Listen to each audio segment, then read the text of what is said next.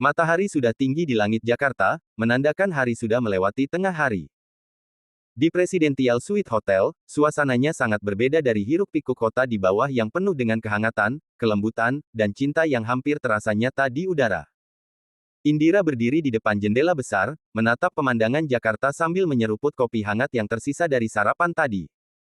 Batrobe putih masih melilit tubuhnya, rambutnya yang basah setelah mandi kedua kalinya pagi ini jatuh lurus di punggungnya. Ia mencoba menikmati momen tenang ini. Sepasang lengan tiba-tiba melingkar di pinggangnya dari belakang, menariknya ke dalam pelukan hangat. Dagu bertumpu di bahunya, napas hangat menerpa lehernya. Mas Adrian, Indira menghela napas, untuk yang kesekian kalinya hari ini sambil meletakkan cangkir kopinya di meja kecil di samping jendela. Kamu menempeliku lagi. Gumam Adrian sambil membenamkan wajahnya di ceruk leher Indira, mencium kulit yang masih hangat dari shower. Aku suka menempel padamu sayang. Tapi kamu sudah menempeliku sejak aku bangun tadi pagi. Indira mencoba melepaskan diri, tapi lengan Adrian hanya mengencangkan pelukannya, tidak terlalu kuat untuk menyakiti, tapi cukup kuat untuk membuat Indira tidak bisa pergi. Dan aku akan terus menempelimu, bisik Adrian di telinga Indira, suaranya terdengar sangat puas. Selama-lamanya. Indira menggelengkan kepalanya sambil tersenyum geli. Sejak mereka bangun tadi pagi atau lebih tepatnya sejak Indira bangun karena Adrian ternyata sudah bangun lebih dulu dan menatapnya dengan creepy, suaminya ini tidak pernah jauh dari jangkauannya. Ketika Indira mandi, Adrian menunggu di depan pintu kamar mandi. Ketika Indira sarapan, Adrian duduk sangat dekat hingga kursi mereka hampir menempel. Ketika Indira mencoba berjalan ke balkon untuk menghirup udara segar, Adrian mengikutinya seperti bayangan. Bahkan ketika Indira harus ke toilet, hanya untuk buang air kecil, Adrian hampir mengikutinya masuk kalau Indira tidak mengunci pintu dari dalam dengan cepat. Mas Adrian, Indira mencoba lagi dengan nada yang lebih serius kali ini, kamu tidak lelah terus menempeliku seperti ini. Maksudku, kamu bahkan tidak memberiku ruang untuk bernapas. Adrian mengangkat kepalanya dari leher Indira dan memutar tubuh wanita itu hingga mereka berhadapan. Tangannya masih melingkar di pinggang Indira, tidak ada niat untuk melepaskan. Lelah.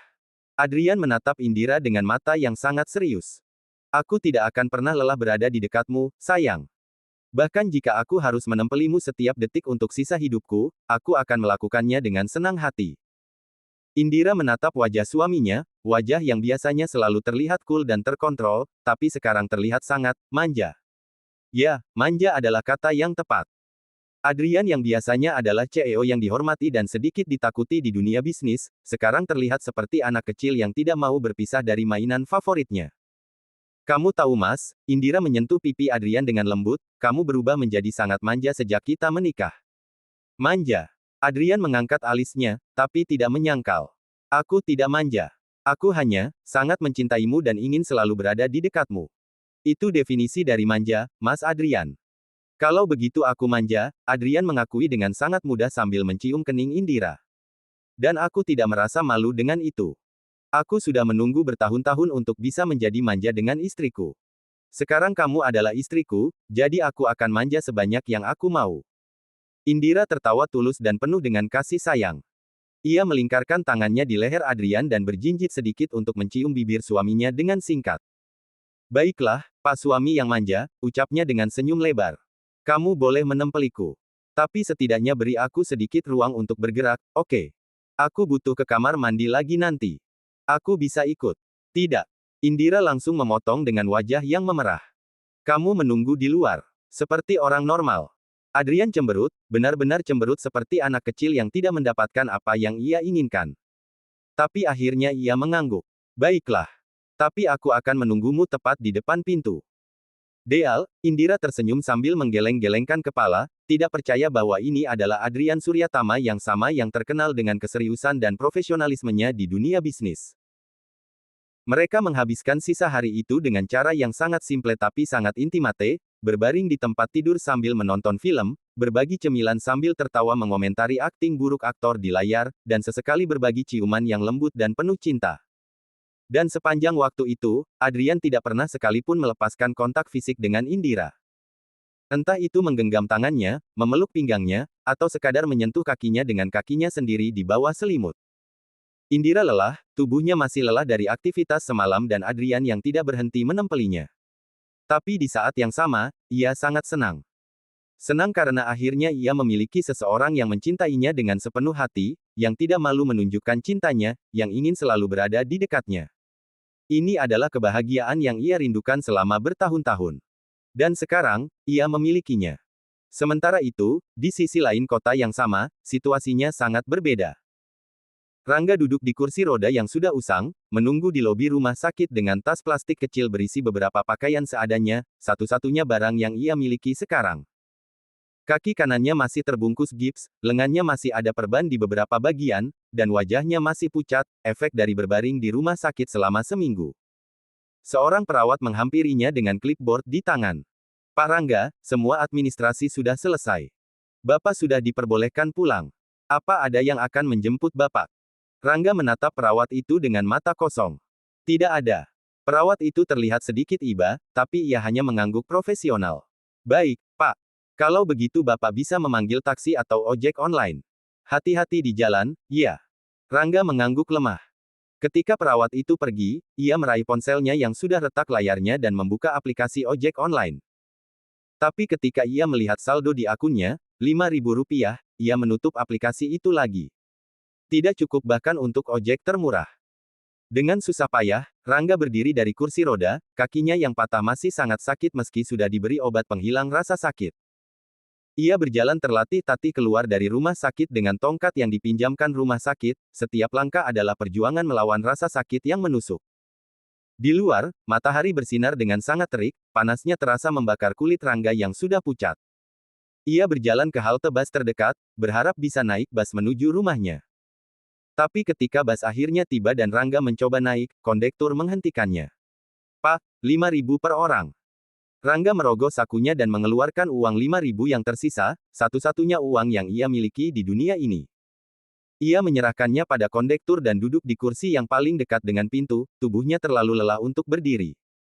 Bus berjalan melewati jalanan Jakarta yang ramai.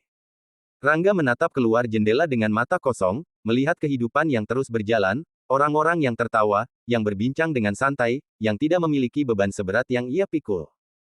Ketika bus sampai di halte dekat rumahnya, Rangga turun dengan susah payah. Ia berjalan terlatih-tatih menuju rumahnya, rumah yang dulunya megah, yang dulunya adalah simbol kesuksesannya.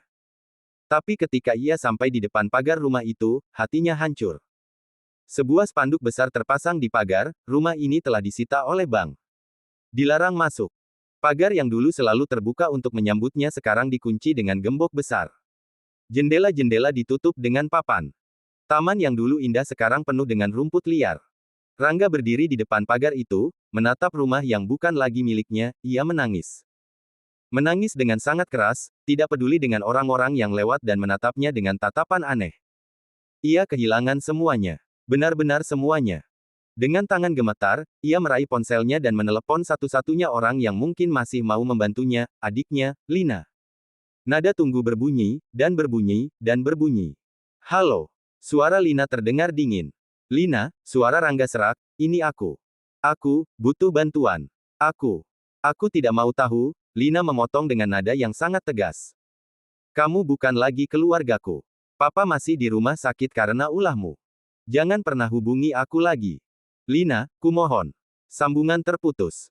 Rangga menatap ponselnya yang layarnya sudah gelap, dan sesuatu dalam dirinya benar-benar mati di saat itu. Tidak ada lagi keluarga. Tidak ada lagi rumah. Tidak ada lagi harapan. Dengan langkah yang sangat berat, Rangga berjalan tanpa tujuan. Kakinya yang patah berteriak kesakitan setiap kali menyentuh tanah, tapi ia mengabaikannya. Rasa sakit fisik tidak ada apa-apanya dibanding rasa sakit di hatinya. Matahari semakin tinggi, semakin panas. Rangga berjalan melewati jalanan yang ramai, melewati mal-mal mewah yang dulu sering ia kunjungi, melewati kantor-kantor yang dulu adalah tempat ia berbisnis dengan bangga. Tapi sekarang, semua itu hanya kenangan. Perutnya keroncongan, ia belum makan sejak sarapan rumah sakit tadi pagi yang sangat minim. Tenggorokannya kering, ia butuh air tapi tidak punya uang untuk membeli. Tubuhnya gemetar, campuran antara kelaparan, kehausan, dan kelelahan. Ketika ia melewati sebuah masjid yang cukup besar di tepi jalan, kakinya tidak sanggup lagi melangkah. Ia berhenti dan duduk di tangga depan masjid, bukan di dalam karena ia merasa tidak layak, hanya di luar, di bawah terik matahari. Dari dalam masjid, terdengar suara ceramah yang sedang berlangsung. Suara ustadz yang mengalun lembut melalui pengeras suara. Dan Allah berfirman dalam Al-Quran, sesungguhnya bersama kesulitan ada kemudahan. Sesungguhnya bersama kesulitan ada kemudahan. Saudara-saudaraku, tidak ada cobaan yang Allah berikan yang tidak bisa kita tanggung. Setiap kesulitan, setiap penderitaan, setiap rasa sakit, semua itu adalah ujian untuk membersihkan dosa-dosa kita, untuk mendekatkan kita kembali padanya. Rangga menutup matanya, mendengarkan kata-kata itu dengan hati yang remuk redam. Jika kita telah berbuat salah, jika kita telah menyakiti orang lain, jika kita telah mengikuti hawa nafsu kita dan meninggalkan jalan yang benar, maka bertaubatlah.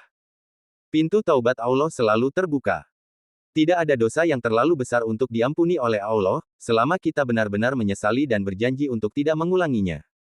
Air mata Rangga mengalir lagi. Tapi kali ini bukan tangisan kemarahan atau frustrasi. Ini adalah tangisan penyesalan yang sangat mendalam, penyesalan yang datang dari lubuk hati yang paling dalam. Berhentilah menyalahkan orang lain. Berhentilah menyalahkan takdir. Lihatlah pada diri kita sendiri. Apa yang telah kita lakukan untuk mencapai titik ini? Pilihan-pilihan apa yang telah kita buat yang membawa kita ke sini? Dan yang paling penting, apakah kita menyesalinya? Apakah kita siap untuk berubah? Rangga membuka matanya dan menatap langit yang sangat biru, langit yang sama yang melihatnya ketika ia berkhianat pada Amara, ketika ia selingkuh dengan Ayunda, ketika ia meremehkan Indira. Andai aku tidak menyakiti Amara, pikirnya dengan kesadaran yang sangat menyakitkan. Andai aku tidak mengkhianati Indira. Andai aku tidak membiarkan hawa nafsuku mengontrol diriku. Mungkin, hidupku tidak akan seperti ini. Tapi nasi sudah menjadi bubur. Keputusan sudah dibuat. Konsekuensi sudah datang. Dan sekarang, yang tersisa hanyalah penyesalan, penyesalan yang akan menghantuinya untuk selamanya. Rangga duduk di sana, di tangga masjid, mendengarkan ceramah sambil menangis dalam diam. Tubuhnya kelaparan, kehausan, dan lelah. Tapi hatinya, jauh lebih sakit dari semua rasa sakit fisik yang ia rasakan. Di suatu tempat di kota yang sama, Indira tertawa dalam pelukan Adrian, bahagia dengan kehidupan baru yang ia mulai. Sementara Rangga duduk sendirian, kehilangan segalanya, hanya ditemani oleh penyesalan dan rasa sakit yang tidak akan pernah pergi. Dua kehidupan. Dua pilihan. Dua nasib yang sangat berbeda. Dan semua itu adalah hasil dari keputusan-keputusan yang mereka buat sendiri.